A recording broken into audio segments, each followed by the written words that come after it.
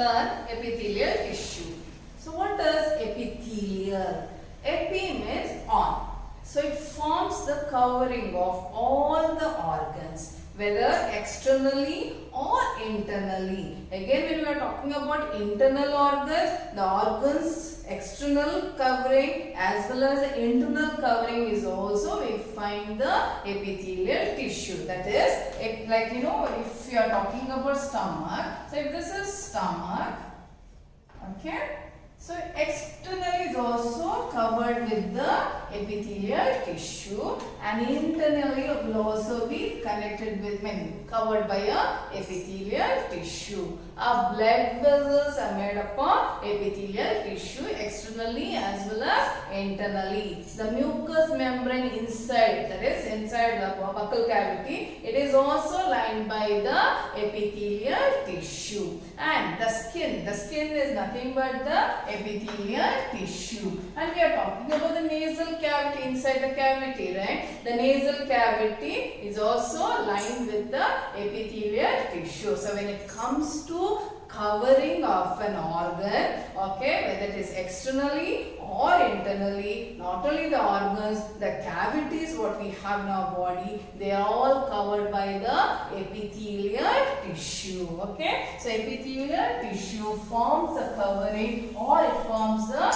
protective tissue. And we have different organ system. We have several organ systems. These organ systems should be separated from one another. So we have respiratory system, digestive system, circulatory system. So like that various organs are there. So this system should be kept separated from each other. For that again we have the epithelial tissue which acts as a barrier. It acts as a barrier to keep the organ system separated from one another. Then these cells in epithelial tissue, they are tightly packed. The epithelial cells are tightly packed and they form the continuous sheet, okay. And I told you epithelial tissue, it is covering the entire body, whether it is externally it is covered or internally covered. So it forms that covering everywhere. So any material which has to pass to maybe the different organs, any materials have to enter into an organ, it has to pass through at least one line of epithelial tissue. It should at least pass through a line of epithelial tissue. So it is tightly packed and forms a continuous sheet, okay. And they have a very small amount of cementing material between them, because they have to be permeable so that the materials can move. They have to permeate the substance to move through them. That's why they have a very small amount of cementing substances and almost no intercellular spaces. And all epithelial cells, the epithelial tissue can be identified because of they have a basement membrane. They have a extracellular fibrous basement membrane. The cells will be placed on a basement. For example, if I show you one epithelial tissue, right? That is one type of epithelial tissue. If these cells, so this is columnar epithelial tissue. This is columnar epithelial tissue. Columnar because it looks like a pillar. So pillar-like tissue cells. The cells are pillar-like. Okay, each is one single cell. As I told you, the cells in the epithelial tissue, they are tightly packed and form a continuous sheet. So this is a columnar epithelial tissue. This is columnar epithelial tissue. They will be placed on a basement membrane like this. Okay. And there is one more epithelial tissue which is thin and flat. It is thin and flat like this. Okay.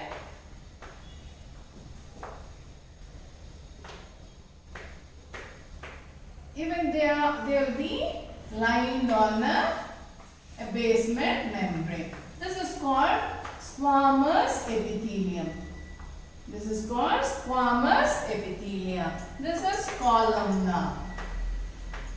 Okay, so we can identify the epithelial tissue based on the basement membrane. So I hope you have understood. So depending on the function they carry, each epithelial tissue has a different structure. The work what they are carried, right? The function what they are doing, based on that they have different structure. So we have different types of epithelial tissue. So let us start with squamous epithelial tissue. Squamous epithelium. So here the cells are flat. They are flat and thin. So usually it is present on the blood vessels, that is, where there is exchange of materials takes place, like in case of capillaries, right? And the lung alveoli. The alveoli of lungs and the blood vessel, you find the squamous epithelium, and it will be thin and flat. And the function is to help in exchange of materials. And this epithelium will be layered into several layers, and they usually where you find different layers of the squamous epithelium, we call it stratified epithelium. Stratified epithelium or stratified squamous epithelium, wherever there is lot of wear and tear, it takes place. Wherever there is lot of wear and tear.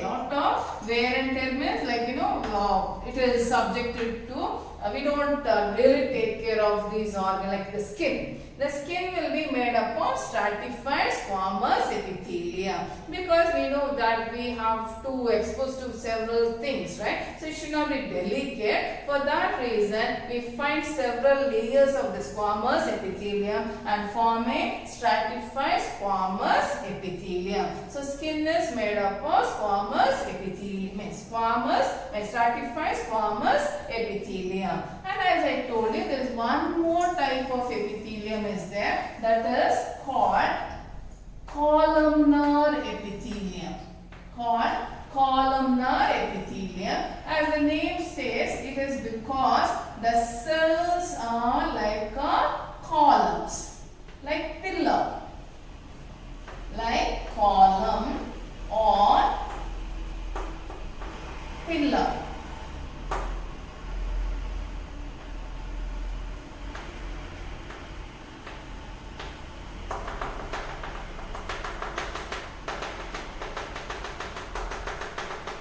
So that's why it is called columnar epithelial cell. So where it is located? So wherever there is absorption and secretion is there, right? If it is concerned with absorption and secretion, then we find columnar epithelium. Squamous is present where there is, where there is exchange of materials takes place, right? Where through a semi-permeable membrane. When the material is passing through a semi-permeable membrane, as in case with blood capillary as well as the lung alveoli. So I just make it clear for you how it is. Like in case of squamous epithelium, then we'll come to columnar epithelium. So lung alveoli. What is alveoli?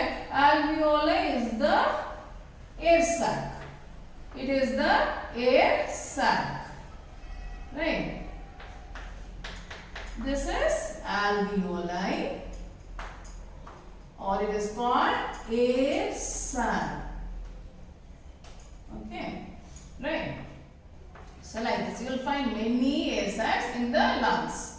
Okay, so this is lungs. In the lungs you find. What's the function of alveoli? Alveoli is the place where exchange of gases takes place. Exchange of gases means what? So the alveoli will be surrounded with blood capillaries. What is blood capillaries? Blood capillary is the minute blood vessel. It is the minute blood vessel, and this blood vessel, right? So this is capillary, which is 1 cell thickness. It is made up of squamous epithelium. It will be carrying the carbon dioxide rich blood, and it reaches the alveoli. The alveoli is also made up of the squamous epithelium, which is only a very thin wall, okay, and the carbon dioxide will enter.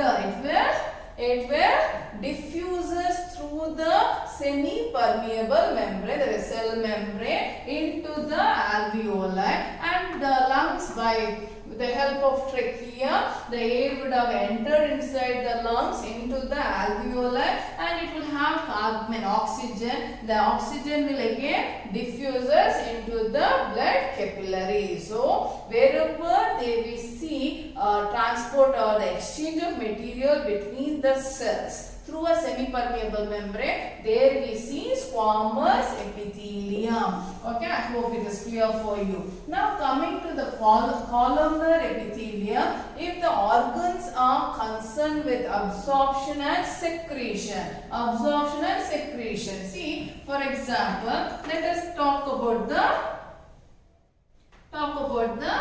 stomach. The stomach will secrete several enzymes. It will secrete several enzymes, and also it will secrete hydrochloric acid, and it is a strong or concentrated hydrochloric acid. So when the stomach is carrying, our stomach is carrying acid, and acid, you know very well, it is highly corrosive. It will corrode the layers of the cell. Then how is our stomach is protected? It is because of the columnar epithelial tissue. The columnar epithelial tissue in the stomach, the columnar epithelium of stomach present in the stomach will secrete mucus. Which will protect the stomach from the acidic secretion. Okay, understood? And when we are talking about intestine also, intestine is also involved with absorption and secretion. The small intestine, even they will secrete the mucus, and it will help in the easy movement of the food. Okay, understood? It will lubricate the food, so that it will be easily, it will pass. So wherever we see absorption and secretion, there we find the columnar epithelial tissue. If the columnar epithelial tissue,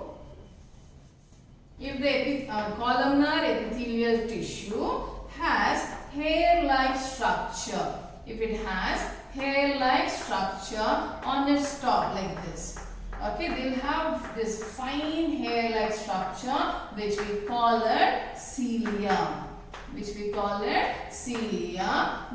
hair-like structure,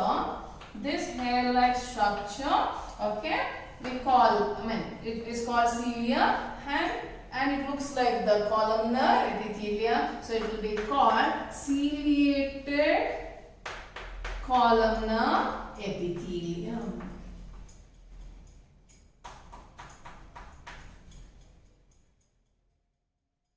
Ciliated columnar epithelium. So where this is present? So we talked about trachea. What is trachea? It is the windpipe. Okay. So the lining of trachea, we see ciliated columnar epithelium, which will help in pushing, which will help in moving the maybe trapping the dust particle or moving the mucus which is produced. Okay, so that is the function of ciliated columnar epithelium. It will help in moving or pushing the materials. Okay, that is about ciliated columnar epithelium. As I told you, wherever mechanical support is required, we have one more type of epithelium called cuboidal epithelium. cuboidal epithelium which will have the shape of a cube. Which will have a shape of a cube like this. Okay. So here the cuboidal epithelium tissue will provide mechanical support, as in case of it forms the lining of kidney tubules and ducts of salivary gland. So there we find the cuboidal epithelial tissue. Okay. Then sometime the epithelial cell will specialize into glands. Sometime the epithelial cells will specialize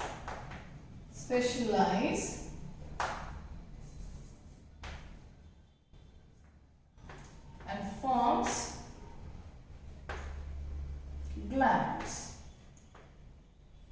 And this time glands means what? Which is meant to secrete. So it will secrete certain chemical substances. Okay. So certain epithelial cell will specialize and form glands, and they will be secreting certain chemical substances. Then we call it glandular epithelium. Glandular epithelium. With this, we have come to the end of epithelial tissue. So, which are the different types of epithelial tissue? We have squamous, columnar, ciliated columnar, cuboidal, and the glandular epithelial tissue. I hope you have understood. So, animal tissue we have finished. Next, we have to start with the plant tissue.